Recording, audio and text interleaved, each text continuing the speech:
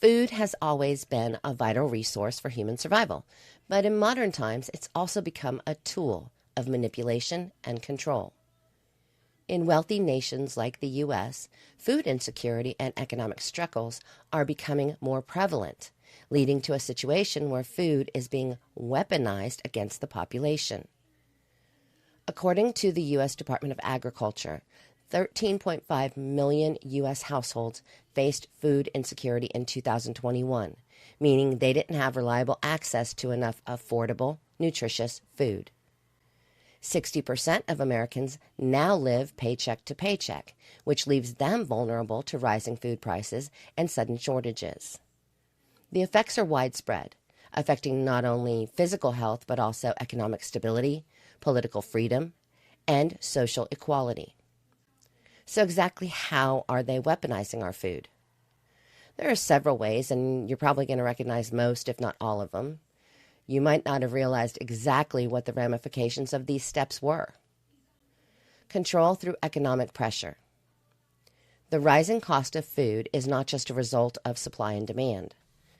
Corporations with monopolistic control over food production and distribution often manipulate prices to maximize profits, making it harder for ordinary people to afford basic necessities. This creates a dependency on processed, unhealthy foods that are a lot cheaper but lead to long-term health issues like obesity, diabetes, and heart disease. At the same time, financial pressures limit people's choices. When you're living paycheck to paycheck, it's not just about affording food, it's about affording the right kind of food.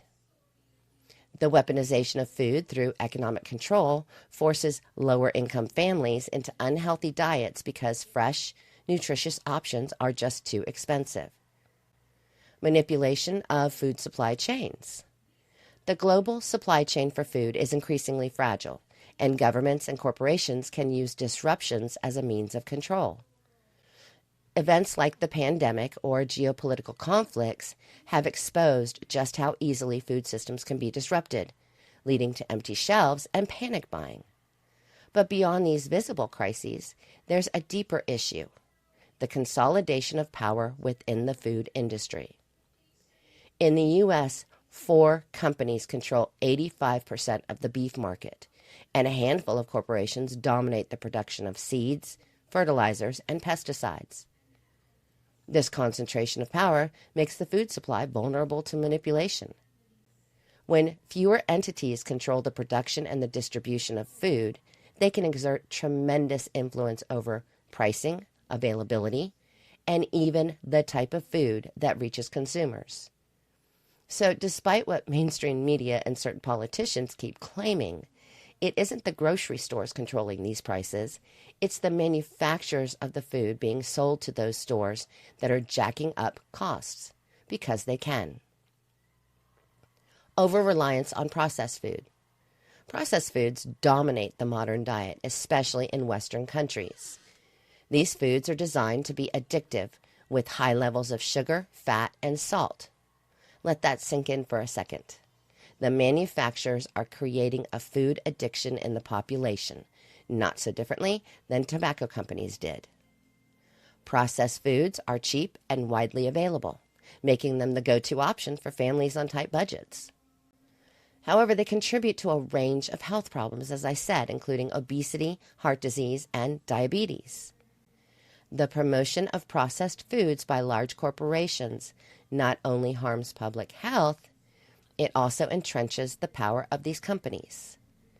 As more people become reliant on cheap, unhealthy options, their health deteriorates, increasing their dependence on healthcare systems that are just as controlled by profit-driven entities. Because at this point, Big Pharma is involved in every aspect of our lives, including the crappy, addictive processed foods we are constantly being pushed to eat. Agricultural policies and environmental harm. Government policies also play a big role in the weaponization of food. Subsidies for large-scale industrial agriculture, which focus on crops like corn, soy, and wheat, encourage monoculture farming that depletes soil quality and harms the environment. These crops are often used in processed foods, creating a vicious cycle where unhealthy food is cheap and widely available, while healthier, sustainably produced options are inaccessible. Additionally, policies that favor industrial agriculture over local, sustainable farmings contribute to the degradation of natural resources like water and soil. This increases the vulnerability of the food supply to climate issues and other environmental challenges, further putting pressure on those who are already struggling. So, what can be done? Well, support local and sustainable agriculture. One of the most effective ways to combat the weaponization of food is to support local farmers and sustainable agriculture practices. By buying from local sources, people can reduce their dependence on large corporations and ensure they have access to healthier, more nutritious food. Farmers markets, community-supported agriculture programs, and cooperatives are all ways to reconnect with local food systems. And yes, I get it, and so do the big ag companies, that you may pay a little more for purchasing from local farmers. Additionally, money is tight. Buy what you can afford.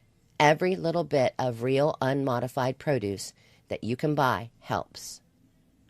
Grow your own food. Growing your own food can be a powerful way to regain control. Even a small garden can produce significant amounts of fresh vegetables, fruits, and herbs. This not only reduces your reliance on the industrial food system, it gives you greater control over what you eat. Don't have room, you say? A few buckets on a balcony growing basic vegetables or a hydroponic system inside can give you a large amount of fresh, unmodified produce. Don't have time? Grow what you can manage. Even one tomato plant can grow up to 20 pounds of tomatoes for you over the course of a season. And if you apply the cut and come again method on a romaine lettuce plant, where you harvest what you need and leave the plant to continue to grow, you can expect to harvest 1 to 2 pounds of lettuce from one plant in a 2 to 3 month period. Lettuce, tomatoes, and many other vegetables grow really well in hydroponic systems.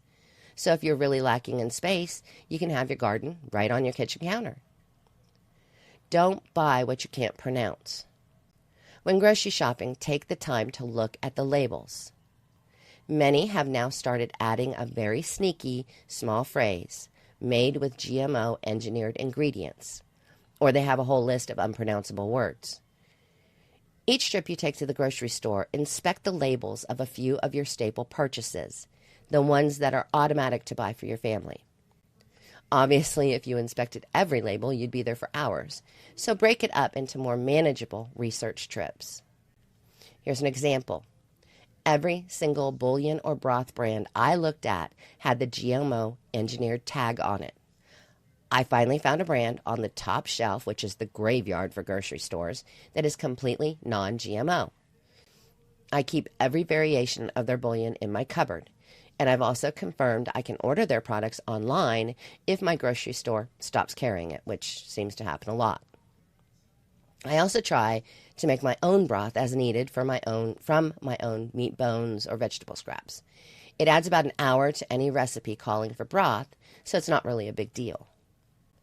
Simple, easy solutions, and less of whatever modified junk they're putting in our food. Diversify your food sources. Relying on a single source of food or a single type of crop makes the system more fragile. Encouraging biodiversity in farming practices and supporting a variety of food sources can make the system more resilient to shocks like climate issues or pandemics. This means visiting farmers markets or those farms that have you pick 'em options. This is a great way to support the small farmer while harvesting fresh produce for a much lower price than any store. And if you can, harvest enough to allow you to can or preserve any extra. Food should nourish us, not control us. But in today's world, it's clear that food is increasingly being used as a tool for economic and political manipulation. From rising prices and unhealthy processed foods to corporate control and fragile supply chains, the weaponization of food is a reality we must confront. But by supporting local agriculture, growing our own food, and looking at those ingredient labels in the store, we can begin to take back control and ensure a more secure and healthy future for all of us.